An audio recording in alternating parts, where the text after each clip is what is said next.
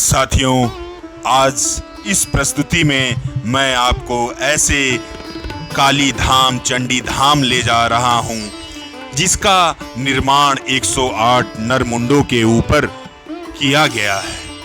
यह इतना जागृत धाम है कि इसकी महिमा कोलकाता के दक्षिणेश्वर काली मंदिर से कम नहीं है। जहां गंगा दक्षिण वाहिनी होती हैं, मान्यता है कि जो भी भक्त यहाँ सच्चे मन से अरदास लगाता है, माई उसके बड़े से बड़े विघ्न दूर कर देती है।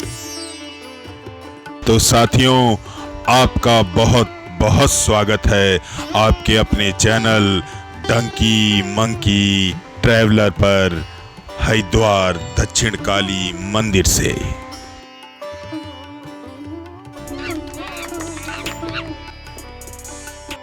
तो साथियों, आपका बहुत बहुत स्वागत है इस प्रस्तुति में जो हो रही है दक्षिण मुखी मां काली के दरबार से, देवभूमि हरिद्वार से।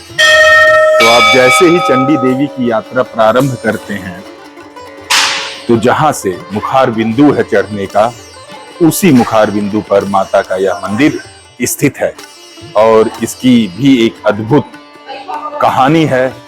तो साथियों, यह ही वह मुखार बिंदु है। अगर आप पैदल यात्रा कर मां चंडी का दर्शन करना चाहते हैं जो नील पर्वत पर ऊपर स्थित है। तो साथियों, हर की पौड़ी में मां गंगा में आस्था की डुबकी लेने के बाद हम बढ़ चलते हैं चंडी घाट की तरफ। तो साथियों, जो सामने आप देख रहे हैं वह माता मनसा का मंदिर है और उसी के सामने यदि आप आएंगे तो यह मां चंडी का मंदिर है दूसरे पर्वत के दूसरे छोर पर। तो इस तरह माया देवी इसीलिए इस भूखंड का केंद्र कही जाती हैं। तो साथियों, आइए अब मां काली के इस धाम के अस्तित्व में आने की कथा को जान लेते हैं। मां काली के इस चमत्कारिक धाम को लेकर कई कथाएं मिलती हैं जो सिद्ध पुरुष कामराज से जुड़ती हैं। इसीलिए मां का यह धाम कामराज पीठ, अमरा गुरु और दक्षिण काली के नाम से भी जाना जाता है। कथा कहती है कि इस स्थान पर कामराज जी ने मां काली से साक्षात्कार किया था। इस मंदिर की स्थापना कामराज गुरु ने मां काली के आदेश पर किया था। मां काली ने कामराज को स्वप्न में आकर इस मंदिर की स्थापना करने की इच्छा से उन्हें प्रेरित किया। मां ने कहा कि इस मंदिर की स्थापना 108 नरमुंडों से होगी। तो कामराज जी ने कहा कि मैं 108 नरमुंड कहां से लाऊंगा। तब मां कालिका ने कहा कि यह महाशमशान है, यहां पर आने वाले मुर्दों को तुम जीवित करो। जब तुम जीवित हो जाओ तो उनकी इच्छा से 108 नरमुंडों की बलि दो। कहते हैं इस तरह से इस दक्षिण काली मंदिर की स्थापना हुई। इस गंगा तट के कजरी वन में मां काली की प्रतिमा कहां से आई यह कोई नहीं जानता। यहाँ माता की प्रतिमा लाखों साल से है जो स्वयंभू है। गंगा तट पर बना मां काली का यह दिव्य धाम, जहां भोलेनाथ के हलाहल विषपान की कथा जुड़ती है, जिससे गंगा की पावन धारा नीली हो गई और कजरी वन का यह क्षेत्र नील धारा कहलाया।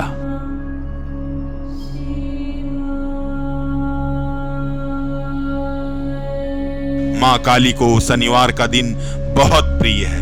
मां दुर्गा के इस दरबार में शनिवार के दिन मां काली बड़े से बड़ा संकट दूर करती हैं। इस दिन माता रानी का पसंदीदा भोग खिचड़ी का भोग लगाया जाता है। माई को नारियल, गुलाब पुष्प, काला जामुन, मीठा पान भी अर्पण किया जाता है। नवरात्रों के दिनों में तो मां की विशेष पूजा अर्चना यहाँ देखते ही बनती है और भक्तों श्रद्धालुओं की जो श्रद्धा यहाँ पर उमड़ती है वह एक दिव्य वातावरण का निर्माण करती है।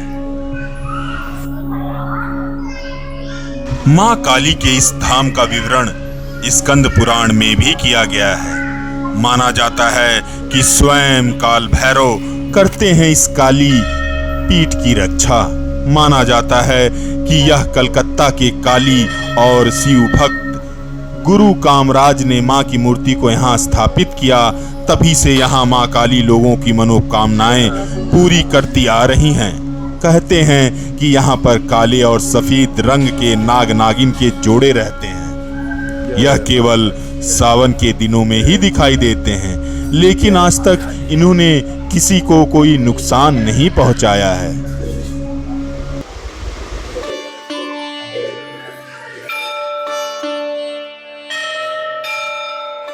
यहाँ पे जो आप सामने देख रहे हैं माता का गर्भगृह है, उसके बगल में यह जो देख रहे हैं एक शिवालय है, महादेव हैं यहाँ पर। सामने चंडी घाट देख सकते हैं जहाँ पर महादेव के विषपान से भी इस धाम का संबंध है। माँ खड़क खप्पड़ वाली ने इस धाम से सागर मंथन की कथा भी जुड़ती है। जब देव और दानव सागर को मथ रहे थे, तभी कालकूट विष निकला, जिससे सारे संसार में त्राहिमाम मच गया था। दुनिया में सारे प्राणी मरने लगे।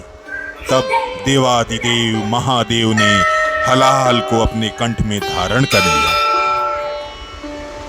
जहर के प्रभाव से शिव के कंठ से अत्यंत ज्वालाएं निकली। तब महादेव ने यहीं पर आकर स्नान किया था। कथा कहती है कि जिससे कजरी वन में गंगा की धारा नीली हो गई। कहते हैं कि सागर मंथन से निकले अमृत की कुछ बूंदें यहाँ गिरी थी, इसलिए महादेव ने यहाँ के ब्रह्मकुंड में स्नान किया।